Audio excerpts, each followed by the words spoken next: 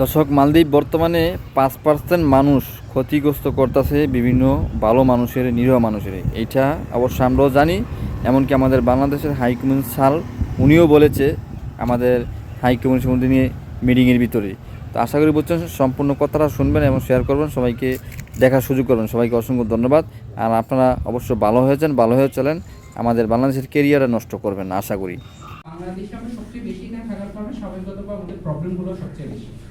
কিন্তু এটা আপনারা এখনো জানেন, অন্তত পক্ষে আমি আমার জায়গা থেকে অফিসিয়ালি যদি আমি এটা বলি যে আমাদের এখনো পর্যন্ত অন্তত পক্ষে মোর দেন 80% লোক, 80% লোকের উপরে মানুষজন হচ্ছে সে রিয়েলি, মানে আমি বলবো সব দিক থেকে হ্যাপি বা সবচেয়ে ভালো অবস্থায়। সেটা না হলো অন্তত তুলনামূলকভাবে মালদ্বীপের যত বাহিরের দেশের লোকজন তার থেকে অনেক ভালো অবস্থান আছে।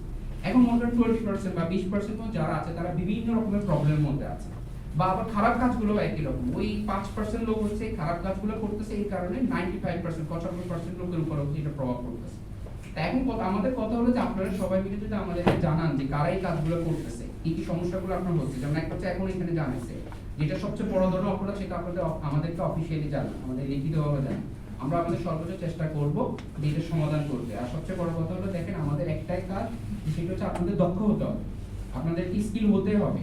আপনার প্রয়োজন দেখেন, আপনার একটা ভালো দিক বলি যে আপনারা খুব সহজে আমাদের বাংলাদেশি যেমন সবার একটা ভালো গুণ হচ্ছে আমরা খুব সহজে একটা কোনো একটা দেশে গেলে আমরা ল্যাঙ্গুয়েজটা শিখে যেতে পারি, আমরা ওই দেশের সংস্কৃতির সাথে মিশে যেতে পারি। এটা একটা ভালো দিক, আপনারা এই ল্যাঙ্গুয়েজটা শিখে পারেন, আপনারা ইংলিশটা ভালোভাবে শিখেন।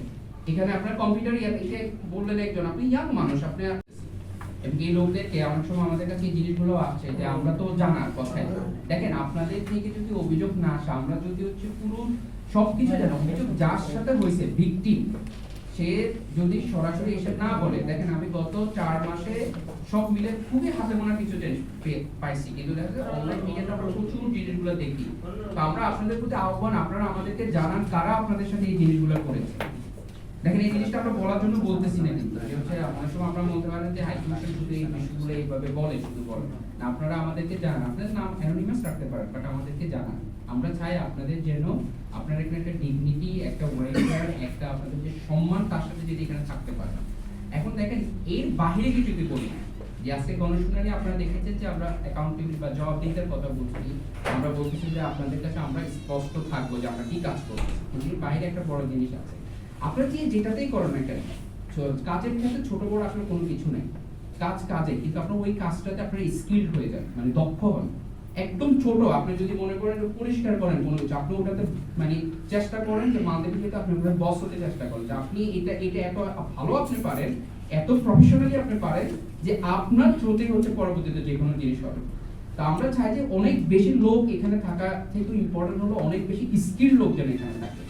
এবং স্কিল মানে যে সবসময় আমরা ডক্টর এবং ইঞ্জিনিয়ার হলেও বিষয়টা এরকম না। আপনি আপনার যেই কাজটা করেন, আপনি বিজনেস করেন, আপনি মনে করেন হচ্ছে যে ছোটখাটো হোক বড় হোক, যে ধরনের সেক্টরে কাজ করবেন আপনি ওটাতে সবচেয়ে ভালো কাজটা